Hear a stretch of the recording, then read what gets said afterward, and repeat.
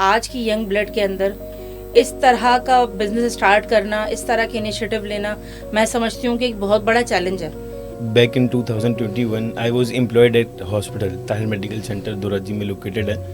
तो उस वक्त मैंने ये देखा कि बहुत सारे ऐसे पेशेंट्स होते थे। Obviously I was associated with the management, so I had the patient interaction and attendant interaction कि उस वक्त बहुत सारे ऐसे पेशेंट्स होते थे जो उनके अटेंडेंट्स होते थे, फैमिली जो होती थी वो अपने प्यारों का इलाज विड्रॉ करवा लेते थे ड्यू टू नॉन अफोर्डेबिलिटी।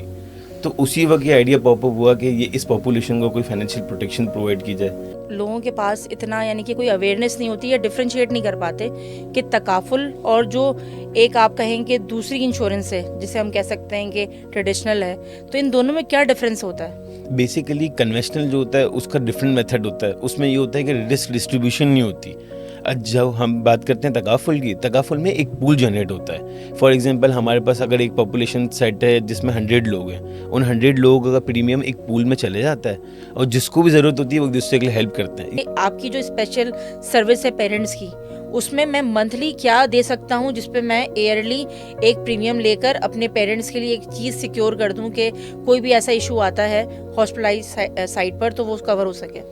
बिल्कुल। तो हमारे जो प्रीमियम पेरेंट्स के लिए शुरू होता है वो स्टार्ट होता है 5,000 से लेके पूरे सालाना।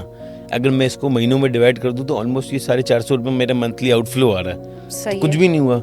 इसके अगेंस्ट में आपको 50,000 रुपये की पर एनम वैल्यू मिल जाती है। तो आपके लिए क्या बुरा है? मतलब अगर मैं 25,000 पे कर रहा हूँ अपनी मदर के लिए, उसके रिटर्न में मुझे 7 लाख रुपए की लिमिट मिल रही है पूरे साल की, और एक रिलीफ भी मिल रहा है मुझे। रिलीफ भी मिल रहा है मुझे, फाइनेंशियली कोई परेशानी नहीं हो।